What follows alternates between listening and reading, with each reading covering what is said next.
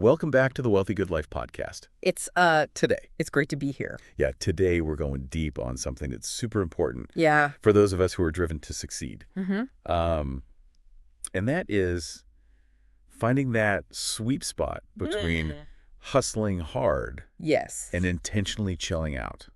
I love it. So It's a fascinating paradox, because sometimes doing less actually leads to greater productivity and well-being in the long run. And there's a real physiological basis for this that we'll explore. Okay, so let's unpack that. Okay. I know a lot of you listening, Yeah. particularly those of you who are running your own businesses, Mm-hmm.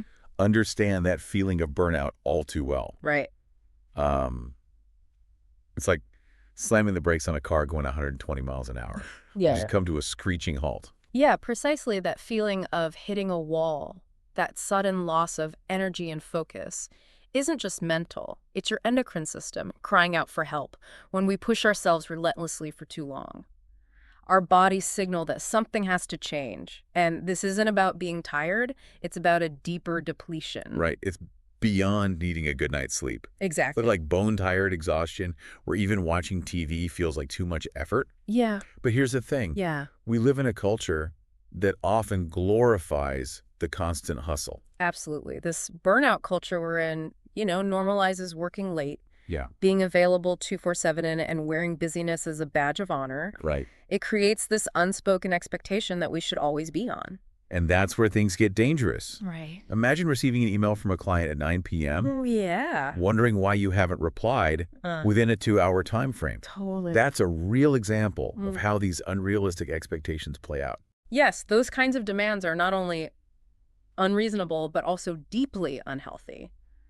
It's crucial to remember that our work capacity is not a constant. What we could manage in our 20s might not be sustainable as we get older, for example.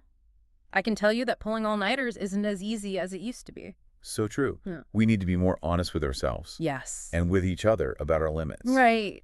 It's perfectly okay to say no, to set boundaries, Yeah. and to prioritize well-being. I love that. And when you do hit that burnout point, Mm-hmm. complete disconnection is key. This is where things get interesting. A lot of people, try to do less when they're burned out, but the real key is to do absolutely nothing work-related.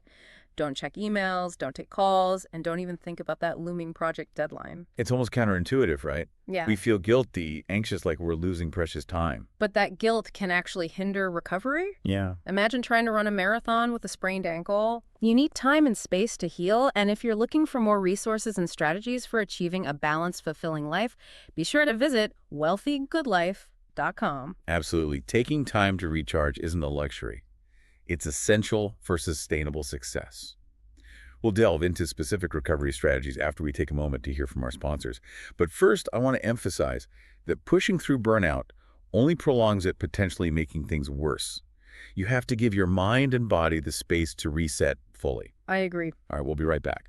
So let's talk about what this recovery process actually looks like. It might sound kind of counterintuitive, but sometimes the best way to get back on track is to completely step away from work. Yeah, I think a lot of us struggle with that idea. We feel guilty or anxious about not being productive, like we're falling behind. And that's precisely the kind of thinking that can sabotage your recovery. Instead of, berating yourself, think of it this way.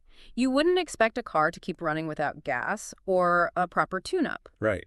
Our bodies and minds need that same kind of care and replenishment.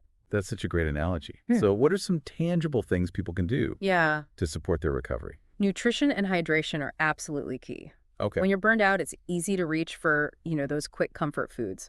Yeah. But focusing on nutrient-rich options can make a world of difference in helping your body bounce back. I used to be the queen of ordering takeout pizza and ice cream when I was stressed. But I've learned that while a little indulgence is fine, incorporating things like green juice, carrot juice, and coconut water can be incredibly powerful. They're packed with vitamins and electrolytes that your body desperately needs to rehydrate and replenish. Absolutely. And let's talk about why those specific choices are so beneficial. For example, green juice is an excellent source of magnesium, Okay. which is a mineral that gets depleted during times of stress. Magnesium plays a vital role in muscle function, nerve function, and even regulating blood sugar levels. Getting enough magnesium can also help improve sleep quality, which is often compromised during burnout. That makes so much sense. Yeah. And what about carrot juice? Carrot juice is rich in beta-carotene, which your body converts to vitamin A. Vitamin A is essential for maintaining healthy skin vision and immune function, all of which can take a hit when we're chronically stressed. Plus, the potassium in carrot juice helps replenish electrolytes lost through sweat, which is particularly important if you're incorporating exercise into your recovery. Speaking of exercise, I know you're a big advocate for getting outdoors and moving gently, even when it feels like the last thing you want to do. Can you talk a bit about that? Absolutely. Don't underestimate the power of fresh air and gentle movement. Even a short walk can do wonders for your mood and energy levels. I used to think pushing through exhaustion was the key to success, but then I hit a wall so hard that I had to take a month off work completely. It was during that forced break that I realized the importance of actively scheduling reset time, even when I felt I didn't need it. Now I prioritize a daily walk with my dog no matter what. It's amazing how grounding it is. I love that. It's like hitting the reset button, getting out of your head and back into your body. Yeah. And, sometimes the simplest things are the most profound. It doesn't have to be a strenuous workout. Just a little bit of movement can make a huge difference. Exactly. And remember, recovery isn't a one-size-fits-all proposition. It's about finding what works best for you. Maybe it's reading a book, spending time in nature, or simply taking a long bath. The key is to give yourself permission to prioritize rest and recharge. If you're feeling stuck or overwhelmed, head over to wealthygoodlife.com. You'll find a wealth of resources and support to help you navigate this journey. That's such great advice. Ultimately, it's about creating a sustainable rhythm of work and rest that supports both your productivity and your overall well-being. It all comes down to finding that balance, right? Exactly. And that brings us back to the importance of honesty. Honesty with yourself about your limits and honesty with others about needing to take a break. It's about setting those boundaries and Yeah. communicating your needs effectively. For a long time, I struggled with that. I felt like taking time for myself was somehow selfish or a sign of weakness. Right. But I've realized it's actually the opposite.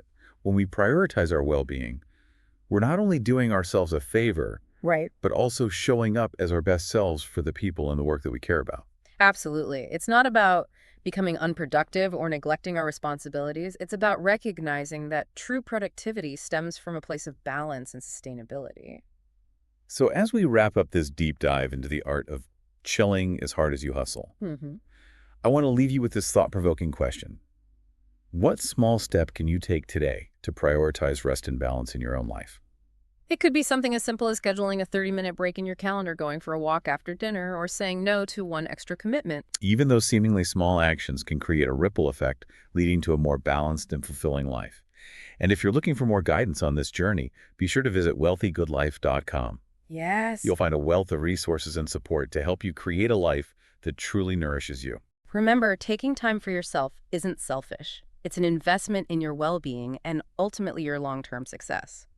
Thank you for joining us on the Wealthy Good Life podcast. We'll see you next time for another deep dive into the world of success and well-being.